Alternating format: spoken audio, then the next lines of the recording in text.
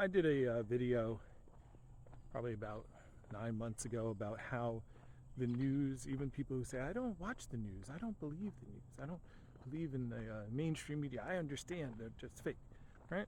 Well, and then I did a video on how explaining how the mainstream media still affects you even if you never turn on the TV and watch the news. So let me show you an example of what I mean again. So in the wake of the exciting news that Tesla just opened robo-taxis in San Francisco, it's a huge area going all the way down to San Jose and the whole Bay Area. Also just today the news came in that they increased the base or the area for Austin, Texas yet again. But no, if you go on the news, this is what you see. Tesla ordered to pay $329 million. They failed in a fatal car accident. You know, they don't say when the fatal car accident occurred, but the case, and Tesla's fault, 240 million, NPR, Reuters, CNN, all over the place, right?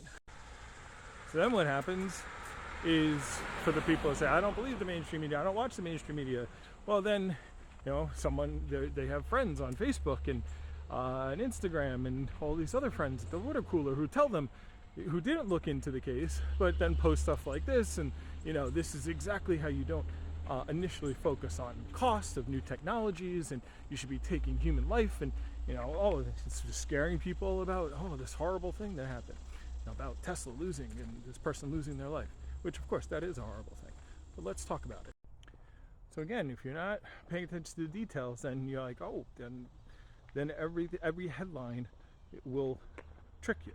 So this is the road that this is the intersection that the crash happened.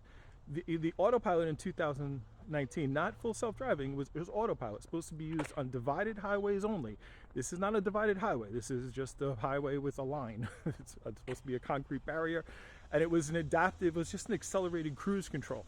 It would keep lanes. It would not crash in front of you. It could switch lanes if you wanted, and that's all it did. It didn't read stop signs. That's not what autopilot did at the time. So, and this person, if you looked at the case, said in the case that he dropped his cell phone and he was down looking for his cell phone when the accident happened.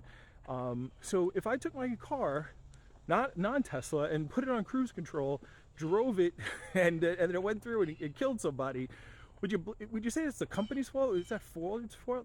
No. So just because they called it autopilot. Well, autopilot there's a long description of what it is and what it isn't, and this person was using it wrong, and that's why someone died. So Tesla got a third of the fault, that's why they had the 43 million, and then they just threw another 200 million as punitive damages, which will get appealed and go away. So yeah.